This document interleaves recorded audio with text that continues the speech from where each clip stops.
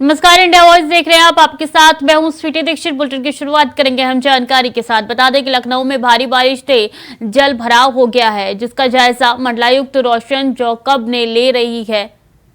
बता दें कि पंपिंग स्टेशन, मुंशी पुलिया, जानकीपुरम विस्तार, रिवर कॉलोनी और इंदिरा नगर आदि विभिन्न जगहों पर पहुंचकर जल भराव का जायजा लिया। तभी मंडलायुक्त ने संतोष व्यक्त करते हुए कहा कि पंपिंग स्टेशन व नालों में पॉलिथीन एकत्रित न होने पाए, साथ ही संबंधित अधिकारी फील्ड में भ्रमणशील होते हुए सीवर चेक चौक की स्थिति न उत्पन्न होने दें।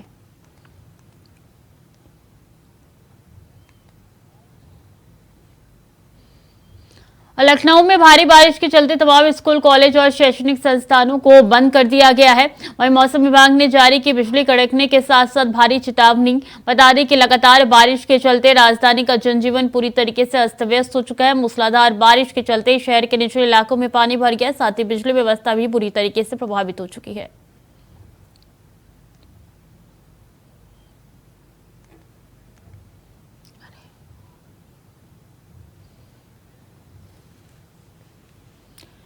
तो मौसम विभाग ने ये चेतावनी जारी की है। मौसम विभाग की तरफ से ये कहना है कि अगले कई दिनों से ऐसी बारिश होगी। बता दें कि आज शैक्षणिक संस्था जो है वो बंद कर दिया है। राजधानी में जगह जगह जल भराव हो गया है, जिसके कारण लोगों को काफ़ी दिक्कतों को सामना करना पड़ रहा है। अस्त व्यस्त लोगों का जनजीवन हो चुका है, काफ़ी परेशानियां लोगों को उठानी पड़ रही है।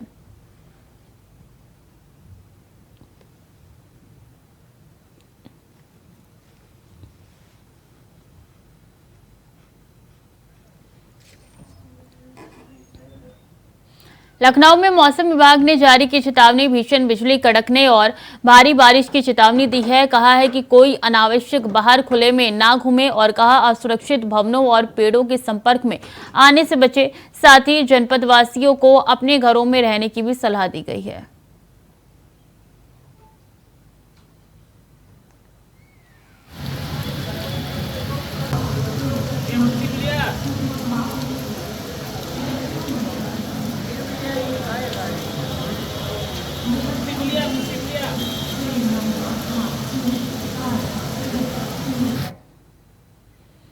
लखनऊ में बारिश के चलते सरकारी और निजी स्कूल बंद रहेंगे। बता दें कि जिलाधिकारी ने बंद करने का आदेश जारी किया है। वहीं मंडलायुक्त रोशन जैकब क्षेत्र में जल भराव का जायजा ले रही हैं।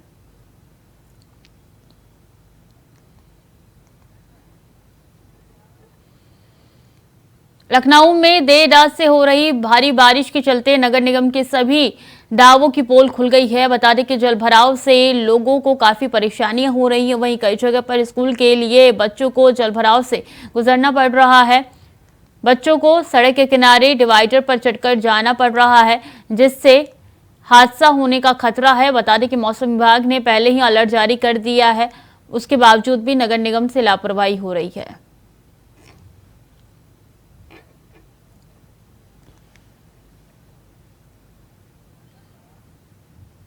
कन्नौज में बारिश के कारण कक्षा 1 से 8 तक स्कूल बंद है। बता दें कि जिलाधिकारी के आदेश के बाद बीएसए ने पत्र जारी किया। वहीं परिषदीय मान्यता और सहायता प्राप्त स्कूलों के लिए आदेश जारी है।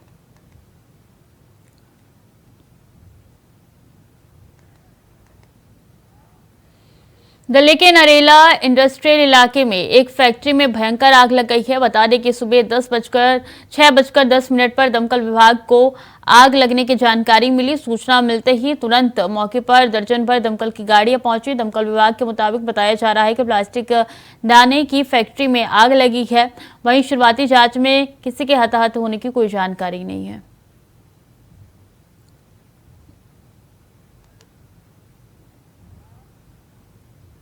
खबर हरदोई से है, जहां घर के अंदर फांसी पर अधेड़ शव लटका मिला है। बताया जा रहा है कि संदिग्ध परिस्थितियों के चलते अधेड़ में फांसी लगाकर आत्महत्या कर ली। वहीं फांसी के फंदे पर शव लटका देखकर परिजनों में कोहराम मच गया है। सूचना मिलते ही मौके पर पहुंची पुलिस ने शव को कब्जे में लेकर पोस्टमार्टम के लिए भेज दिया है। मामला सांडी थाना क्षेत्र के समजलपुर का गाँव का बताया जा रहा है।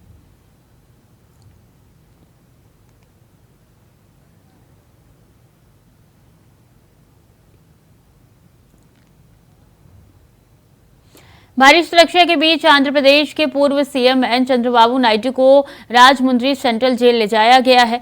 उन्हें भ्रष्टाचार के मामले में 23 सितंबर तक न्यायिक हिरासत में भेज दिया गया है। बता दें कि चंद्रबाबू नायडू को रविवार सुबह भ्रष्टाचार निरोधक ब्यूरो की एक अदालत के समक्ष पेश किया गया।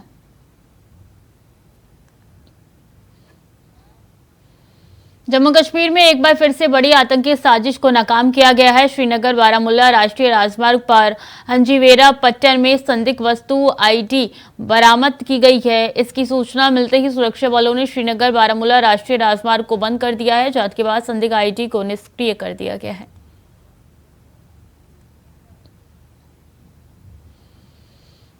असम के मुख्यमंत्री हेमंत बिस्वा शर्मा कांग्रेस पार्टी पर तंज कसते हुए कहा कि जब वोट इकट्ठा करना का समय आता है तो कांग्रेस के लोग भारत जोड़ो यात्रा निकालते हैं। जब कर्नाटक चुनाव समाप्त हुआ तो वो भारत मन गए। वो कहते हैं कि अब हम भारत है। अभी आप देखिए, ये कांग्रेस लोग जब वोट बटोरने का टाइम होता है तब करवा लेता है भारत जोड़ो यात्रा, और जब भारत का काम खत्म हो गया, कर्नाटक का चुनाव खत्म हो गया और लोग इंडिया हो गया। अभी बोल रहे हम लोग इंडिया है। हम बोला भाई आप लोग इंडिया कैसे है? भानाती जी ने तो बताया फुल स्टॉप का कहानी, लेकिन फिर बताया कि नहीं हम लोग इंडिया इंडिया।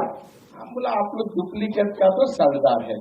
पहले तो गांधी जी ने देश को आजाद किया और आप लोग ने गांधी टाइटल को हड़प लिया और आप लोग सारे लोग डुप्लीकेट गांधी बन गया, सारे लोग। अभी कैसे गांधी बना? मैं तो रिसर्च बहुत दिन किया। अब कौन सा फॉर्मूला में इंदिरा गांधी, राहुल गांधी, राजीव गांधी, प्रियंका गांधी, कौन सा फॉर्मूला में गांधी होता है आपको दिखाई नहीं देगा। इसलिए बहुत सारे ये है, ये तो इंडिया का जो पहला स्कैम शुरू हुआ वो टाइटल से ही पहला स्कैम शुरू हुआ कि किसी का टाइटल लेके हम गांधी बन गया, और इसी जैसा हमारा देश को हड़प के वो इंडिया बनना चाहते हैं। तो हमने बोला, फिर बोलते हमको डर गया इंडिया नाम लेके। मैं बोला काल को अगर डकाइत अपना नाम गांधी ले लेगा, क्या वो डकाइत क्या साधु बन जाएगा क्या? आप लोग भारत का नाम इंडिया नाम का लेके आप लोग बहुत बड़ा गुनाह किया। इसलिए आप लोग कभी इंडिया को आपने इंडिया का गौरव बढ़ाने का काम नहीं किया। आपने इंडिया का नाम में परिवारवाद बढ़ाने का काम किया। आपने इंडिया का नाम में देश को तोड़ने का काम किया। तो आपको इंडिया नाम लेने का भी अधिकार नहीं है, और भारत का नाम तो दूर दूर से भी मत लेना। ये तो सबसे बड़ा बात है। ना आपको इंडिया बोलने का अधिकार है, ना आपको भारत बोलने का अधिकार है। और मेरा तो विनम्र निवेदन है, राहुल जी आप कम से कम गांधी नाम छोड़ दीजिए, इसलिए वो भी तो डुप्लीकेट टाइटल है, वो भी तो ओरिजिनल टाइटल नहीं है। वक्त तो चला छोटे से ब्रेक का, जल्द लौट रहे हैं।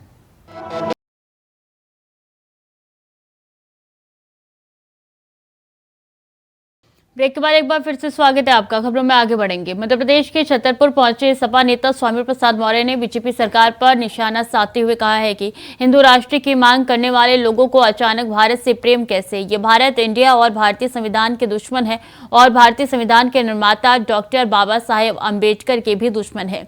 इंडिया तो बहाना है, मुख्य रूप से संविधान और बाबा साहेब अम्बेडकर का विरोध है। देश की जनता से मेरी मांग है कि बीजेपी और आरएसएस जो संविधान विरोधी आचरण कर रही है, इनको बाहर का रास्ता दिखाया जाए और 2024 लोकसभा चुनाव में इनकी विदाई सूचित की जाए। तो हिंदू राष्ट्र की मांग क्यों? हिंदू राष्ट्र की मांग करने वाले लोग को अचानक भारत से प्रेम कैसे?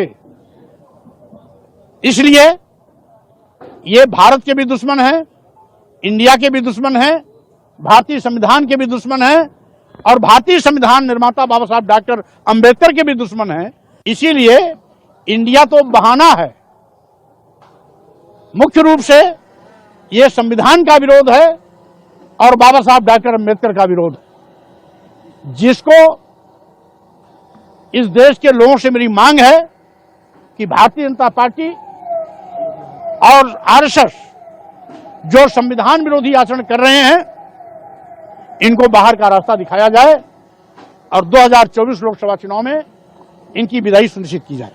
मैंने पहले भी कह दिया कि Bharatiya Janata party, RSS and company east India company से भी ज्यादा खतरनाक है। ईस्ट इंडिया कंपनी भारत को लूटते थे, लेकिन ईस्ट इंडिया कंपनी वाले अपने देश यूनाइटेड किंगडम से प्रेम करते थे। यहां से पैसा ले जाते थे, अपने देश के बैंक में डालते थे। लेकिन मोदी आरएसएस एंड कंपनी देश को लूट कर अदानी और अंबानी की तिजोरी भर रही है, देश की जनता को कंगाल बना रही है। तो ये तो देश के भी दुश्मन है और देश की जनता की आंख में धूल झोंकने की कोशिश कर रहे हैं। भारतीय जनता पार्टी आरएसएस, जब आरएसएस प्रमुख मोहन भागवत जी खुल करके बोल दिए तो छिपा क्या रह गया? अब तो आप ओपन कार्ड हो गया, अब तो मामला खुल्लम खुल्ला हो गया। और मोहन भागवत जी के बोलने के बाद भाजपा के तमाम नेता बोल गए, तो अब तो खुली किताब हो गई कि हिंदू राष्ट्र की मांग कहां से उठ रही है। छतरपुर बागेश्वर और महाराष्ट्र के ठाणे शहर के बालकुंभ इलाके में रविवार शाम को ही घटना से हर कोई स्तब्ध है। 40 मंजिला इमारत निर्माणाधीन थी, जो कि लिफ्ट गिरने के कारण संख्या बढ़कर उनमें मरने वालों की 7 हो गई है। वहां के स्थानीय अधिकारी ने ये जानकारी दी। खबरों की माने तो ठाणे नगर निगम के आपदा प्रबंधन प्रकोष्ठ के प्रमुख यासीन तडवी ने बताया कि ये लिफ्ट 40 मंजिले से दुर्घटनाग्रस्त होकर P3 में जा गिरी।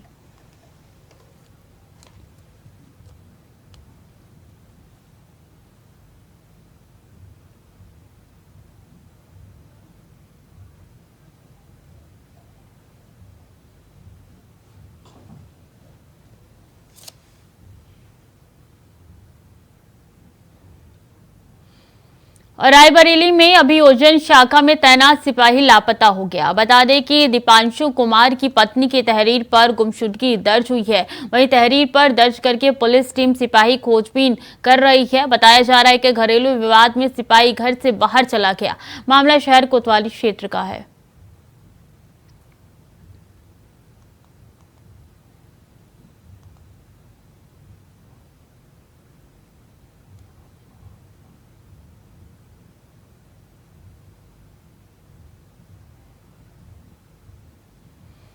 पीतल नगरी के नाम से पूरी दुनिया में मशहूर मुरादाबाद अब नगर निगम की लापरवाही के कारण थोड़ी देर की हुई बारिश के बाद जलमग्न होने के कारण मशहूर हो रहा है।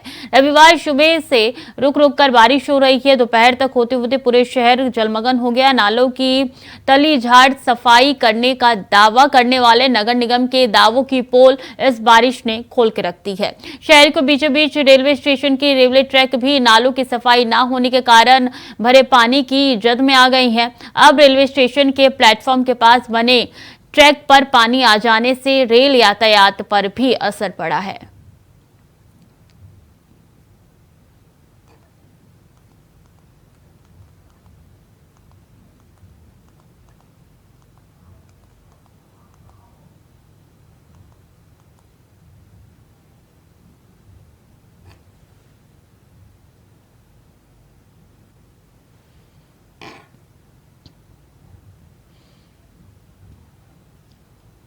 और इस बीच अहम जानकारी, भारत सऊदी अरब के बीच बढ़ेगा निवेश। भारत सऊदी अरब के बीच MOU पर हस्ताक्षर हुए हैं। भारत सऊदी निवेश समझौते के तहत ये सिग्नेचर हुए हैं। तो भारत और सऊदी के बीच निवेश बढ़ने वाला है। ऐसे में MOU पे हस्ताक्षर हो चुके हैं। भारत और सऊदी के बीच सऊदी अरब के बीच जो है MOU पर हस्ताक्षर हुए हैं। भारत सऊदी समझौते के तहत ये MOU पर सिग्नेचर किए गए हैं। तो अब देखिए, जिस तरीके से G20 हुआ है उसके बाद से कई जानकारी निकल के सामने आ रही है। निवेश में अब बढ़त मिलेगी। तमाम जो देश है उसको अब विकास का पथ मिलेगा और इसलिए एक और पथ जो है वो सऊदी और भारत को मिल चुका है। भारत में अब निवेश होगा। तो सऊदी अरब और भारत के बीच में MOU पर सिग्नेचर हुए हैं, साइन हुए हैं। दोनों की सहमति से MOU पर हस्ताक्षर किए गए हैं। तो अहम जानकारी आप तक पहुंचा रहे हैं, जहां भारत सऊदी अरब के बीच MOU पर हस्ताक्षर हुए हैं।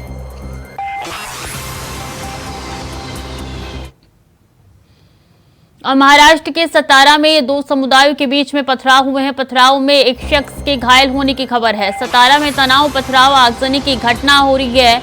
महाराष्ट्र के सतारा में इंटरनेट सेवा बंद कर दिए गए हैं। तो सतारा में एक बार फिर से पथराव हुए हैं। आगजनी की भी घटना निकल के सामने आ रही है लगातार, इसलिए इंटरनेट सेवा बंद कर दिए गई है। तो महाराष्ट्र के सतारा में तनाव जारी है, लगातार पथराव, आगजनी की घटना हो रही है।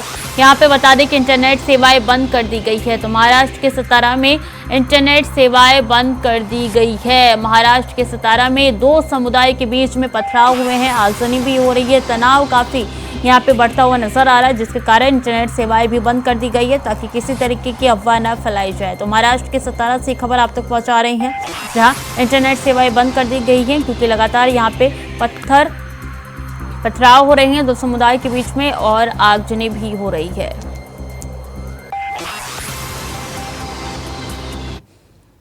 और नोएडा में सुप्रीम कोर्ट के वकील की हत्या का मामला है। एडवोकेट रेणु सिन्हा की हत्या उनके ही पति ने की है। घर बेचकर विदेश भागना चाहता था उनका पति। हत्या करने के बाद घर के स्टोर रूम में छुपा हुआ था। आज तड़के पुलिस ने घर के स्टोर रूम से पकड़ा है। घर बेचने का सौदा करोड़ों रुपए में किया था। रेणु के पति ने ब्रिटिश पासपोर्ट हासिल कर लिया था। रेणु सिन्हा ने घर बेचने से मना किया तो हत्या कर दी गई। रेणु सिन्हा बता दें कि पेशे से वकील है सुप्रीम कोर्ट के और ऐसे में ये नोएडा का मामला है। नोएडा में ये हत्या हुई है।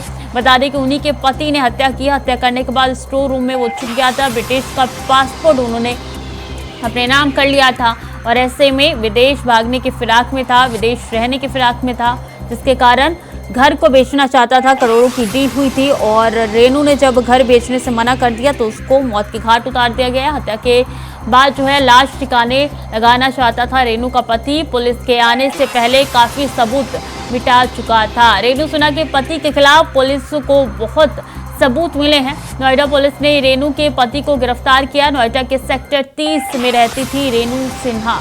तो अहम जानकारी आप तक पहुंचा रहे जो ये संदिग्ध मामला निकल के सामने आया है कि पत्नी की हत्या उसी के पति ने कर दी है। घर बेचने का यह पूरा मामला है। नितिन चौधरी ज्यादा जानकारी के साथ जुड़ चुके हैं। नितिन, क्या है ये पूरा मामला, विस्तार से जानकारी दीजिए। देखिए श्रुति, बिल्कुल नोएडा के सेक्टर 30 स्थित एक सुप्रीम कोर्ट की जो महिला थी उसकी जो उसके पति ने जो है तकिए से दबाकर उसकी हत्या कर दी है। बता दें कि जिस तरीके से ये हत्या की गई थी तो उस समय एक हड़कंप मच गया था। आसपास के लोगों में काफी अफरा तफरी मची थी। बताया जा रहा था कि वो जो है वह बाथरूम के अंदर उस बॉडी को लटका के फरार हो गया था। उसका पति है नितिन, उसके पड़ोस के लोगों से पता चला है कि वो किसी से ज्यादा जो है बातचीत भी नहीं करता था। लगातार बातचीत करने का प्रयास भी जो आसपास के लोग हैं वो करते थे, लेकिन उसके बाद भी पड़ोसी नहीं करता था बात नितिन जो है। और साथ ही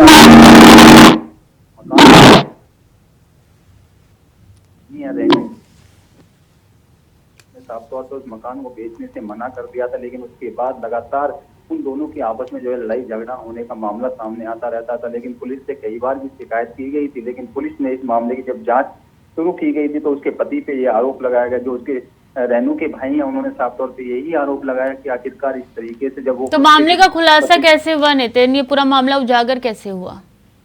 देखिए छुट्टी, बिल्कुल जिस तरीके से पुलिस ने सीसीटीवी कैमरे लगे हुए देखे, सारी चीजें देखा गया, उसमें तो उसके जो पति थे वो वहां से मौके से फरार हो गए। नहीं तो ये जानकारी मिली कैसे कि रेणु की हत्या हो चुकी है? देखिए जो उसकी जो बॉडी थी उस बॉडी के अंदर जो है वॉशरूम के अंदर जो है उसके भाई आए थे। भाई के आने के बाद जब वॉशरूम में चेक किया गया, जब उससे बदबू आने लगी तो उसके बाद ही तुरंत पुलिस को इस मामले की सूचना दी गई। पुलिस मौके पे पहुंची। नोएडा पुलिस जो है साथ ही सेक्टर 30 के उसके आवास रेणु जो रहती थी, वकील जो है सुप्रीम कोर्ट से वहाँ रहती थी, तो उनके आवास पे पहुंची। उसके भाई ने आगे सूचना दी, लेकिन उसके बाद जब पता लगा रेणु के जो पति हैं नितिन वो आखिरकार फरार है इस तरीके की घटना को देखते, क्योंकि उनके साथ मारपीट भी करते थे। और साथ ही बताया जा रहा था कि रेणु जो है कैंसर से पीड़ित थी। उसके बाद जब कैंसर की जो बीमारी थी वो काफी लंबे समय से उनके साथ में चल रही थी, लेकिन उसके बाद जब वो ठीक होने की बात कही जा रही डॉक्टरों के द्वारा कि ठीक हो जाएगा, लेकिन उसके बाद एक मकान को, जिस मकान में लोग रह रहे थे, तो उस मकान को बेचने की बात उनके पति जो है नितिन वो तो क्या पति को गिरफ्तार कर लिया है पुलिस ने? आगे क्या कुछ कार्रवाई होगी?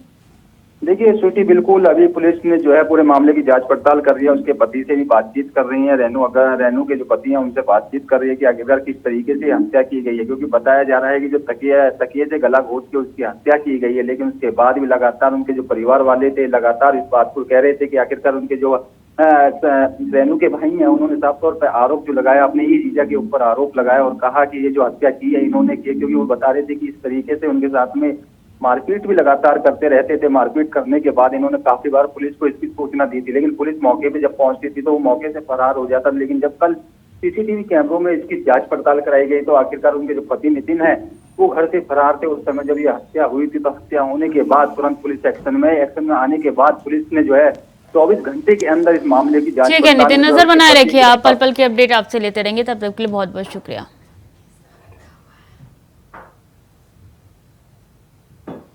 और गाजीपुर के बड़ेसर थाना क्षेत्र में एक सनसनीखेज घटना सामने आई है, जहां प्रेमिका ने प्रेमी की हत्या कर दी है। बता दें कि प्रेमिका के ससुराल पहुंच गया, जिसके बाद प्रेमिका ने चाकू घोंपकर युवक की हत्या कर दी। तो वहीं महिला का कहना है कि वो उसे परेशान करता था और रात में जब वो अकेली थी तब घर आया। फिलहाल बताया जा रहा है कि पुलिस ने महिला को हिरासत में लेकर शव को पोस्टमार्टम के लिए भेज दिया है।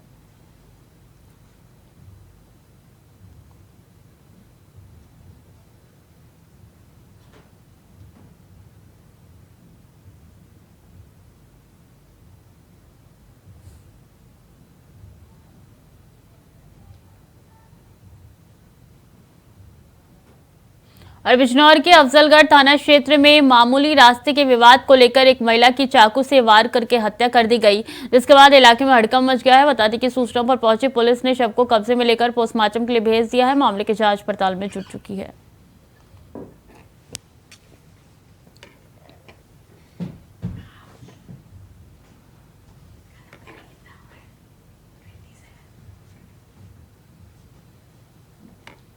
तो फिलहाल के लिए बुलेटिन में इतना ही। खबरें लगातार जारी है, देखते रहे इंडिया वॉइस।